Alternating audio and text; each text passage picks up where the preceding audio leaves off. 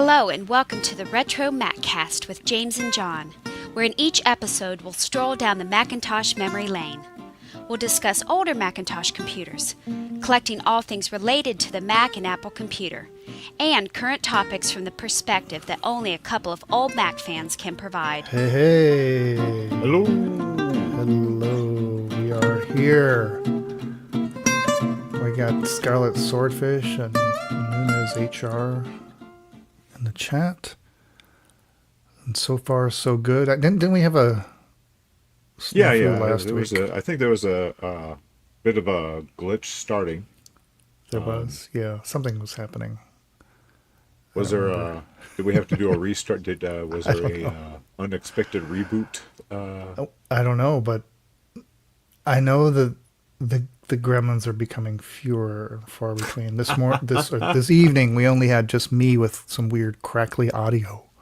Yeah, but that was a reboot fix that. So yeah, but we shouldn't have to reboot. I've that is never true. had to. That is true. What the heck? I blame StreamYard. We've definitely had a few StreamYard things. Cursed every to now and then. StreamYard. Yes. Okay, let's blame them. Can't be my fault. Right? I'm infallible. All right. Let's see.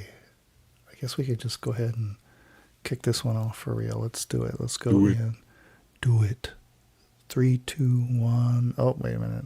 Maybe I'm not ready. Yes, I am. 3, 2, 1. Welcome to the RetroMacCast with James and John. This is episode 740 for June 15th, 2026. Good evening, John. Good evening, James. Well, oh, look. Mac Down Under finally joined us on time. It's difficult to do you have to do the calculations because you're calling from the future. Yes. Right. Yeah. If you and then daylight saving, if it's throws everything off. Yeah. If you mess all that up, we won't be here. We'll be about to be here, or just missed us, or something like that. Let's see. Did we preview what we're going to? I think we did preview what we were going to talk about last week. I had shown people this. I dug up this A1. Oh, you know what? That was just for the YouTube audience, I think, where I showed this A1. Yes, Apple One emulator board, and I thought I'd revisit that this week along with other solutions for messing around with the Apple One, because this being the 50th year anniversary of Apple, it all began with the Apple One. It doesn't get enough attention. There was life before the GUI and life before the Apple II. Can't have an Apple II without an Apple One. Absolutely.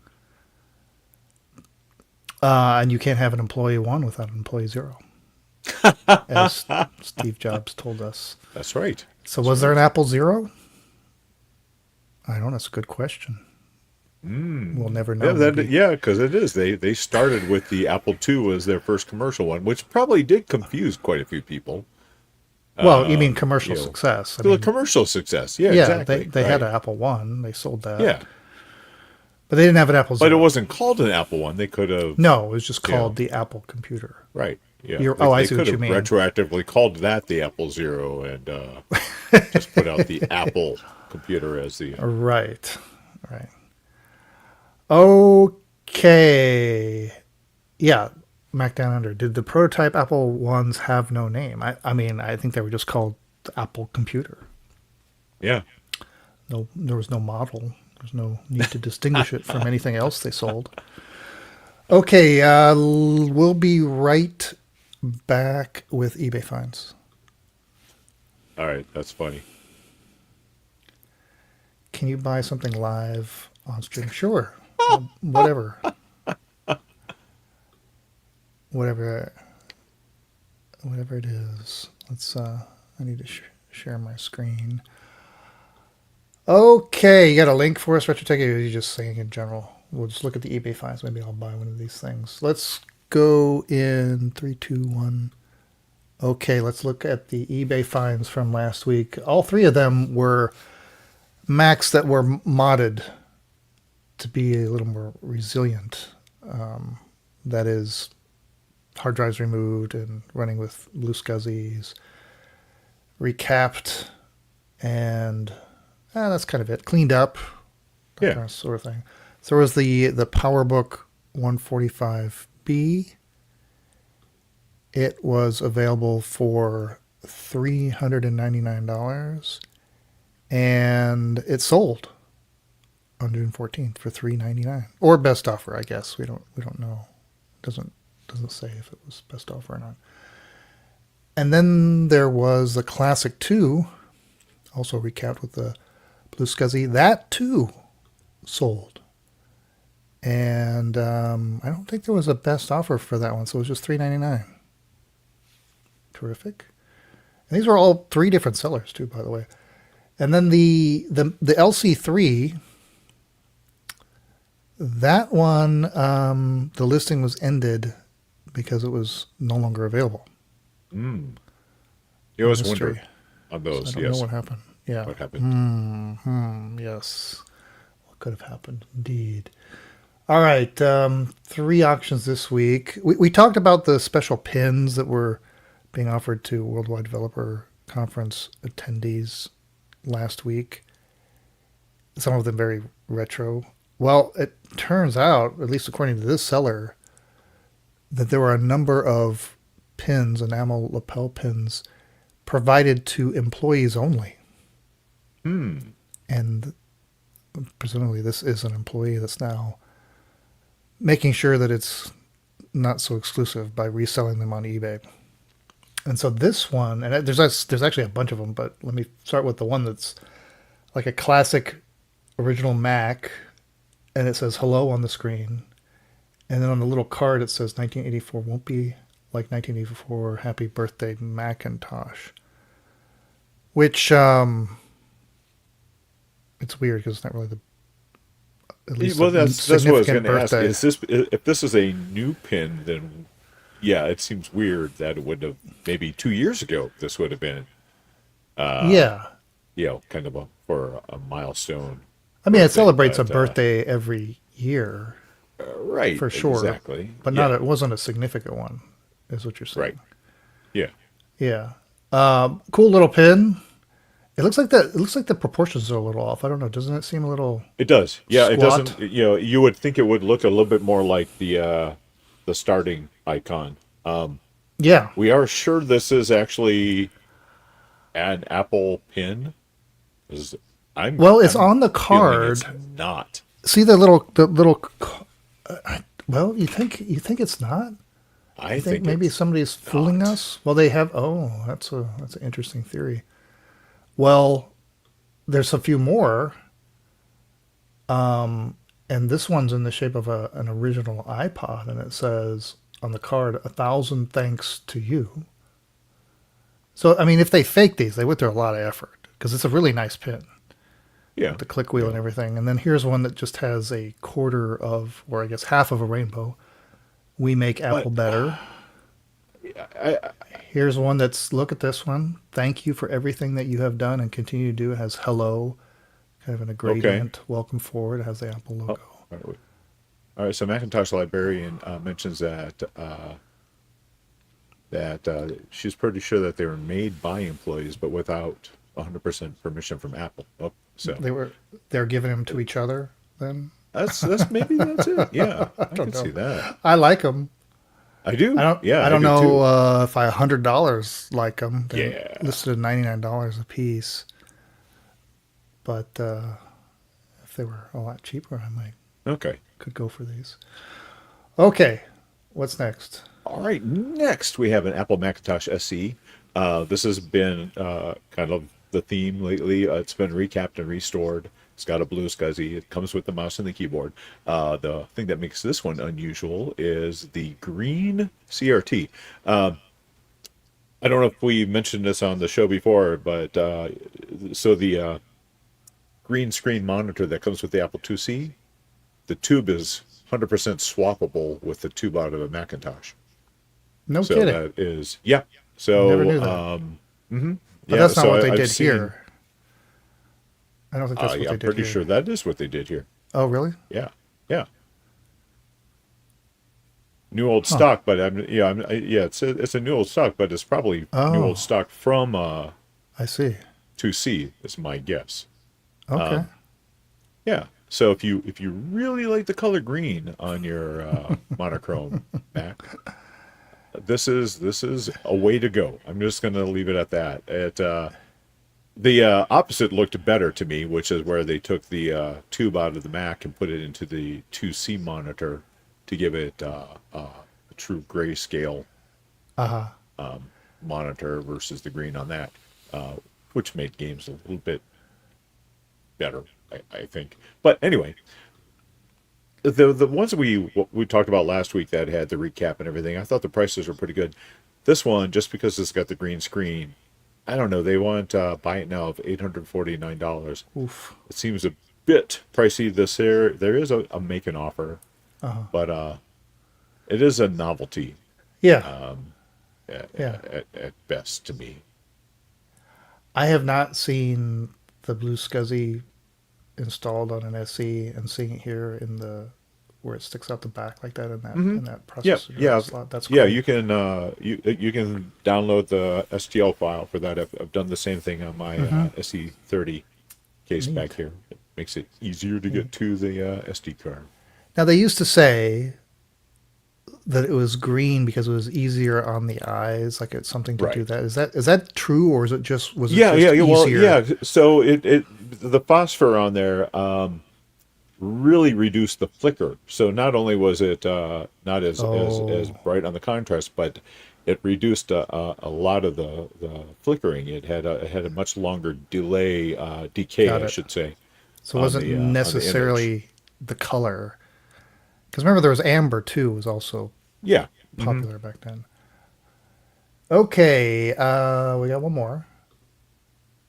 This one is kind of interesting. It's a gosh, what model is this? It's a Fat Mac. It's a So 512K. 512. Yeah.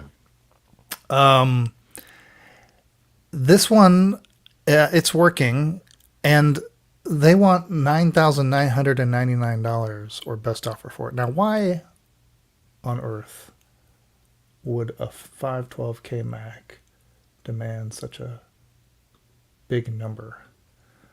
Well, I'll tell you why. Here's the description. It says, computer power is on. No further tests were done. I purchased this myself from Dr. J in Orlando back in the early 2000s. Bought this and his entire collection of arcade games. I left his decals on the computer. That's it, Dr. J, Julius Irving, the Now, doctor. if you were going to buy this from Dr. J, would you not have like maybe asked him to sign the back or something just cause? I mean, How about the outline of his hand on the side? The question is, did Dr. J charge you like nearly $10,000 for this? right? Yeah. Because he said, hey, I'm going to sell you this computer. It's probably ordinarily be worth a couple $100, but I owned it, so I'm going to charge you $8,000 for it or something. Yeah, I don't know. We've seen celebrity computers that are like, like a computer that sat on Steve Jobs' desk or was owned by Right. a Macintosh team member, and that kind of gets interesting, especially if it's like a prototype that Yeah. somebody in the biz or worked on it once owned, that maybe even has their signature on the logic board. I don't know about So Dr. J. I'm looking at something else in these pictures, and do you see anything missing? Well, I don't see a keyboard or a mouse. Nor a mouse. Yes. Yes, I don't. So $10,000 Yeah, or best offer. Best BYOK. offer. Yeah, it's a cool story. Anyway, have to work on the price. All right. Well, we'll see if it's sold next week. All right.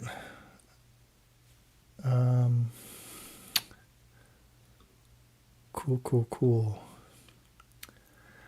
All right, let's get into our story for this week. Let's go in 3, 2, 1. Hey, and by the way, I'm pretty sure that Dr. J was an Apple user because, well, at least I used to play that basketball game on the Apple II. It was Dr. J versus Larry Bird, 1-on-1 or something like that. very early basketball game on the Apple II. Let's go in 3, 2, 1. Okay, well, we're talking about the Apple I, motivated by the discovery in my archives of this A1 from Franz Akets in the Netherlands. Designed and built these things back in 2006, I think is when it came out. And now, it was that one has a 6502 processor. It does. Okay. Yeah. Yeah. And he got permission from Woz to install the monitor program and the and BASIC. So, with just the board, you're limited to just typing in programs and running them. But it was expandable. You could there was a separate board that you could hook up a cassette player, and Nice. you could get stuff on it. You could connect it to a monitor, keyboard, and just kind of nifty for just messing around and seeing what it would have been like to use an Apple I back in the day. And I hadn't thought about this in years until I found it, and I thought, well, what's going on with the A1 these days? Are they even still for sale? Yeah, what's out there? What's out there? And it turns out that not only are they still for sale, but a lot's been happening with them since I've not paid attention. And so if you go to the website rru-products.com, you see a page dedicated to the A1, and it says the A1 Apple I replica is back.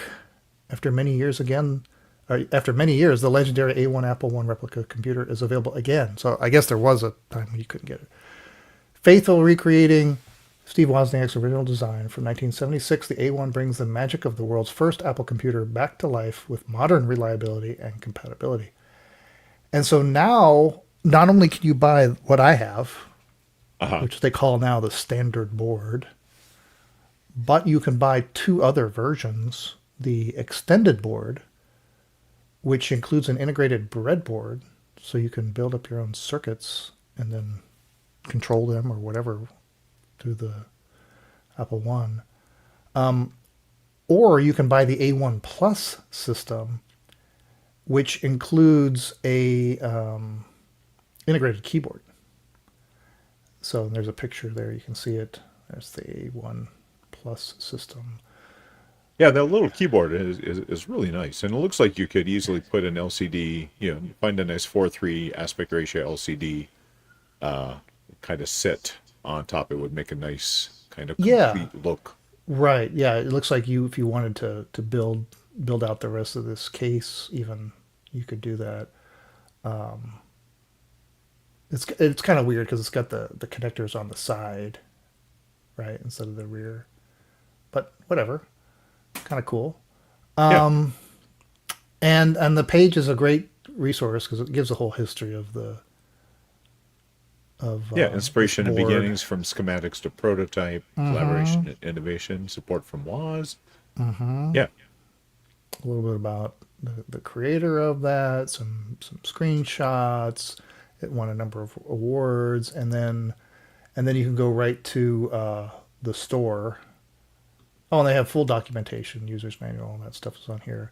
And you can see the pricing. This is in euros, so it's about 147 euros for the basic board, all the way up to 214 euros for the special edition. And you can see there's various other interface boards that plug into that little board right there, the cassette interface. That's pretty cool. Yeah. You can hook up a scope to it. So pretty sweet. Well, it turns out that this isn't the only one. Actually, this wasn't even the first one, right? Didn't the Brielle? The Brielle, I think the Brielle probably predates everything as far as these goes. Yeah, which is still available over at Reactive Micro. So the Brielle they're an authorized dealer in partnership with Brielle Computers. The Replica One Plus comes in assembled kit or as a solder it yourself. It's not too hard. It's all pretty much like through hole stuff. There's not a whole lot of like surface mounty sort of stuff to worry about. I cannot remember all the details. I know it's got a slot on it for like an Apple II card sort of interface. So I can't say too much more about what it's capable of. Yeah, I guess it came out in 2003, and there was an updated one came out in 2014. The kit is currently on back order, but you can order the fully assembled one. It's $184. Kind of a similar deal with the other one. So those are the two sort of, you can buy them assembled, ready to go. But there's still other options. There's and these other ones, they kind of flew under the radar for us, and we just recently became aware of it because the Smarty kit dates back, at least here on a Reddit post, there were postings about it 3 years ago. And it's open source. So the production file's out there, and you can get these made yourself. This requires a little more work because you're not buying it fully assembled. And there's a GitHub that has all the information. Yeah. Yep. And how to order the board off of PCBWay so you can. Yeah. Yeah. And look at this cool build right here where they put it in a picture frame. And you see how it's a tiny little display LCD screen. Yeah. put right into the middle of the board there and running off AAA batteries. I guess I would assume there's connections in the back somehow to control this thing, but way cool. So it gives you a lot more flexibility in how you want to put something together. And then there's again, this is like 3 years old. There was a post over on Apple Fritter about the Brainboard 2, and this one's a little bit different. This one to me is, I think the other ones are cool, but there's just something about this. This version is a board that you put into your 2 Plus 2E that emulates the Apple One. So you're using like a kind of a more time appropriate keyboard, and of course you've got it hooked up to a composite monitor more than likely, and just the fact that it's something that you can put into your old computer and have it emulate, or I would say emulation is wrong. Trying to think of the term you would use for that, because it's a Well, this one, it's a hardware emulation because this one's not using actual. I don't think it's using a 6502. Well, it's using the 6502 that's in your computer. Oh, I see what you mean. Oh, Right. So you think it's just It's running. It's going to be software or running the something. original ROMs. Yeah. For I the get Apple ya. One. True, You're right. true. Yeah. True. So it's not. It actually still, because you're kind of booting it up. I think in that mode. As an Apple in As that an Apple mode, One. correct? Yeah. Right. I see. I love the guy's monitor stand. What do you think about that? It's the use monitor stand with the. Well, the cats always want to get on your computers anyway, so That's right. just cutting out beat up to it. cutting out the middleman. Yeah. It's like, oh yeah. You're going to sit on my computer? Okay. Well, we're doing this. We're going to put the monitor on your cat stand. So there you go. Yeah. But yeah, I think I may end up having to get one of these. I'm trying not to buy new stuff, but I really think I need to get one of these. Now, can you just buy this one? I see where there's a GitHub for all the instructions, but is somebody selling these assembled?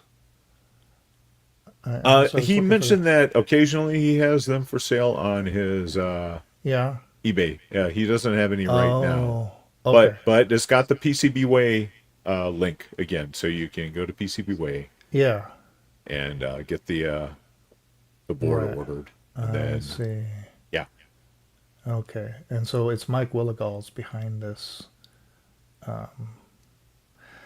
Neat. All right. Well, lots of different ways to mess around with the Apple One. Oh, Okay. Retro Techie. You mentioned that Techie. he got his on Which eBay. one? This one. Yeah. Yeah, the Brainboard 2. Yeah. All right. Okay, let's. I'm missing out on all the comments. Let's see which comment goes to what thing we were talking about. Because Retro Tiki says I have this one. Which one was that? That was It was the the first brain brain. board, not the second one. Okay, but in red, a red board. Yeah. Nice. Yeah. Okay, let's get to the news in 3, 2, 1. Okay, what are we going to talk about from the news? Oh, we're talking about Apple IIs. Here's an Apple II emulator. I don't think I saw a video somewhere that this thing existed and had to check it out. This is at Apple2TS.com, the TS being TypeScript. And you just go to that website and it just starts with this cool little splash screen with some But it's instructions. designed to be brought up on your phone. Yeah, it In can the browser. configure for your phone. Yeah, that's you're right. It That's where I fits saw the first perfectly. video. Right. Mhm. Yeah. So Do you want to show it?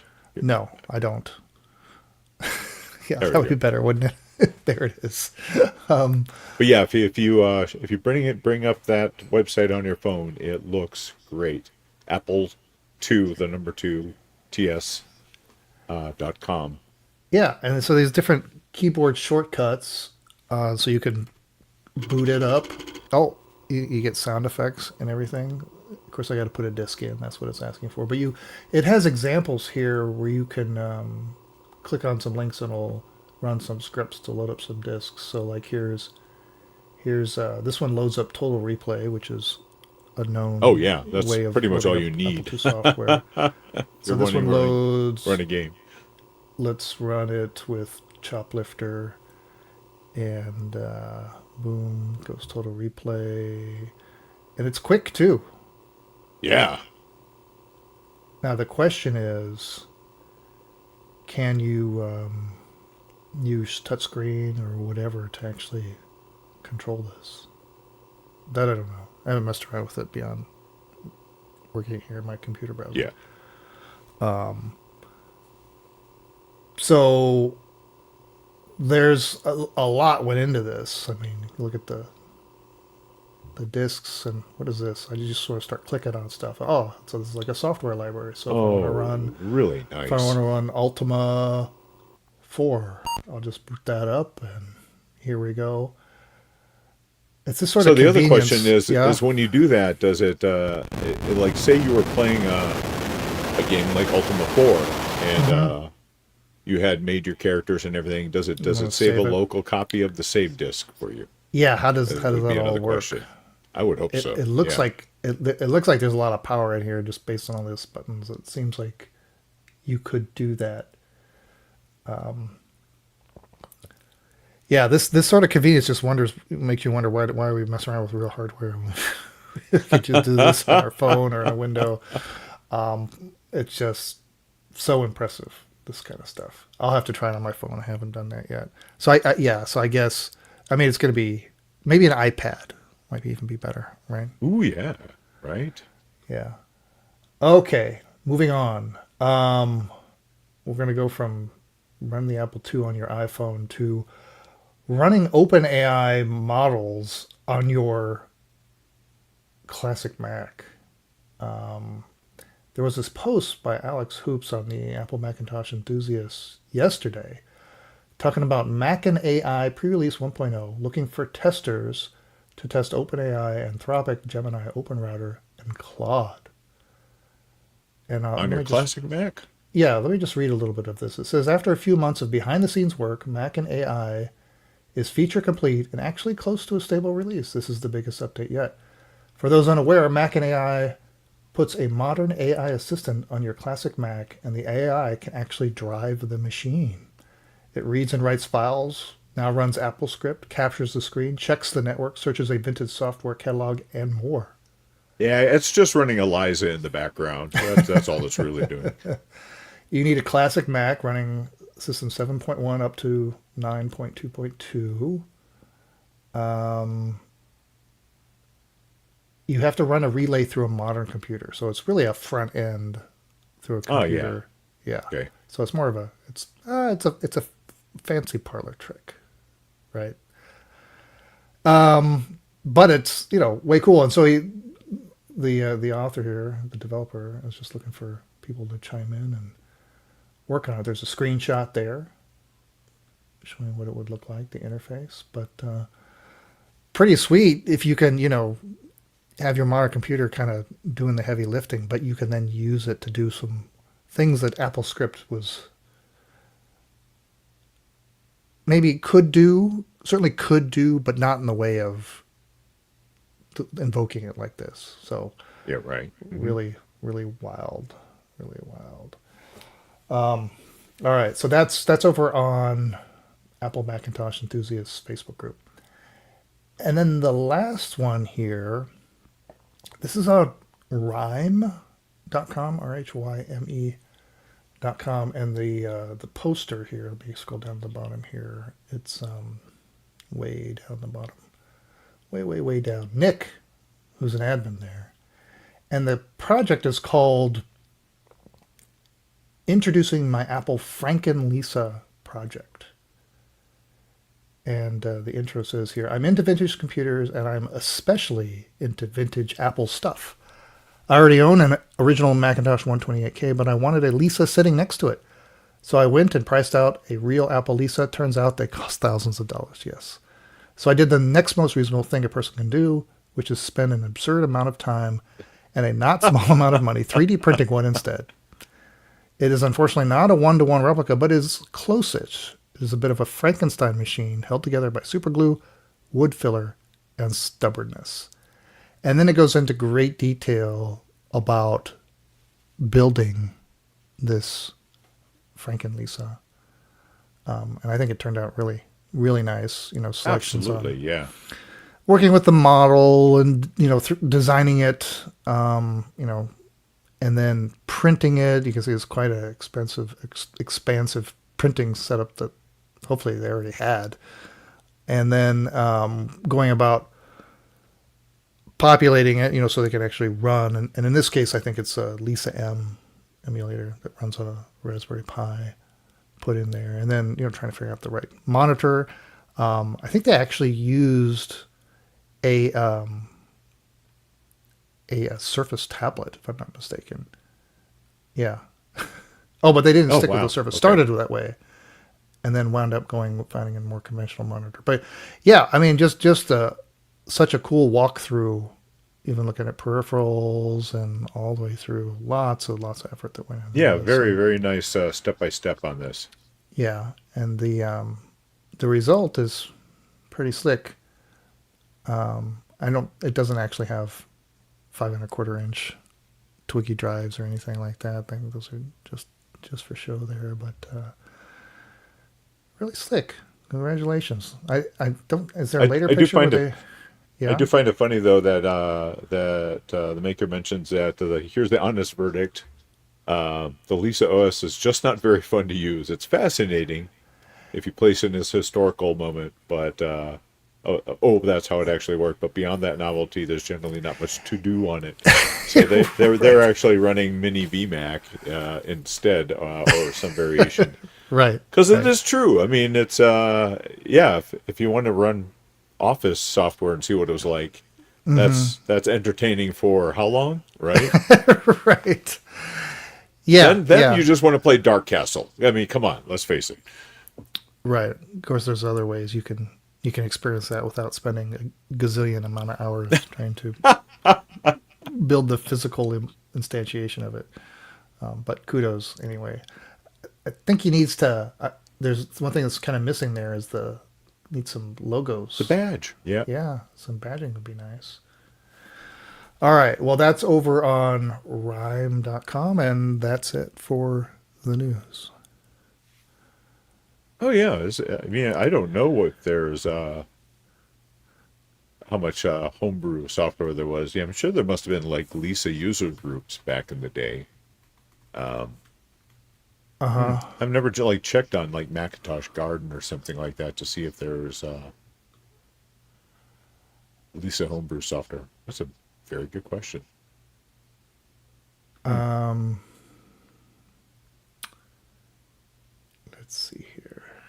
I was going to look up something here. one thing I kept forgetting to mention is that you and I have been interviewed by a computer magazine, right? Okay. Mac Down Under says they have. I think it's the May edition. Let me look at this real quick before I. Nope. Can't be May. Must be June. Anyway, all right. Let's close it down. Oh, database and accounting. Okay. What's that? Just before we go back on, I will not be available next Monday. So Oh, yeah. okay. Care to share what's more important No, than the just, show? What? It's gonna be a 4-day weekend for me, so we're gonna Oh, do something. So, yep. all right. Fantastic. All right. Let's go in 3, 2, 1. All right. That about wraps it up for another episode of the RetroMacCast. John is informing me that he's going to be indisposed next week. We have a holiday weekend, and he's going to extend it into our precious podcasting time. It's fine. It's fine. He's permitted one excused absence per 10 years. That's right. And I'll That's have right. to check the records and see if he's already used his. Do not check those records.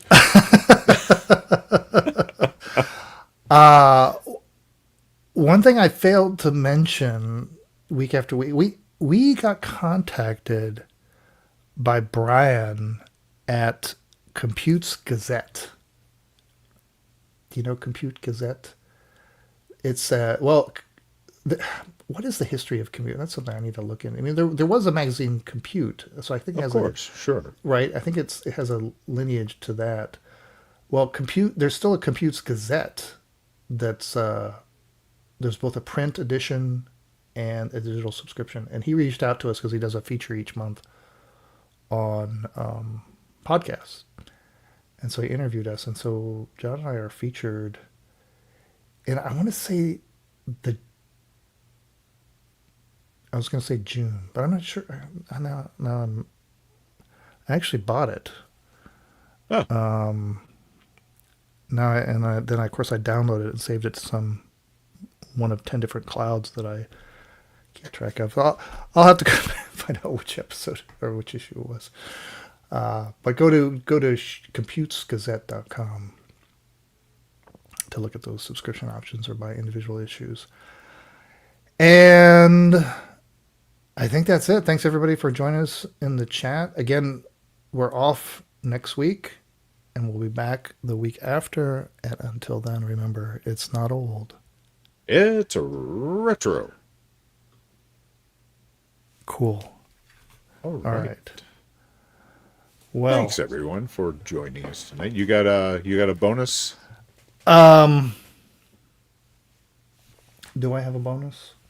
Did I show this?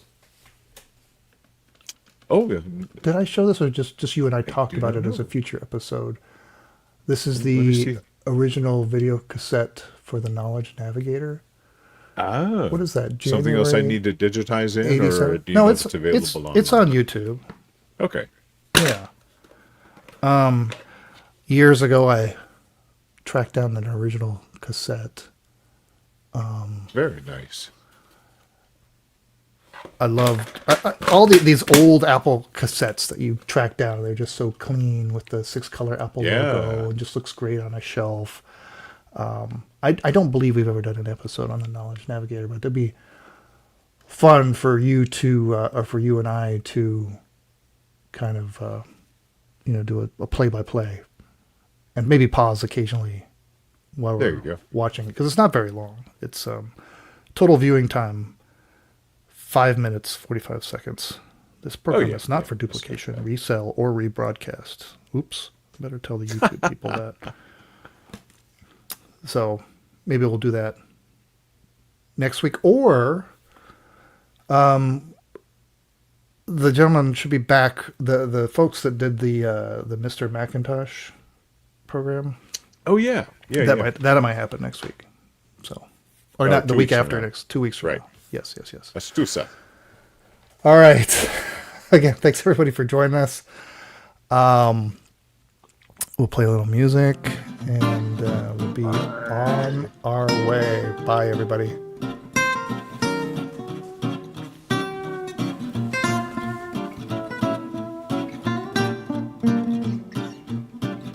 Thanks for listening to the RetroMacCast with James and John. Email listener comments and questions to retromaccast@gmail.com or post comments on our website at www.retromaccast.com.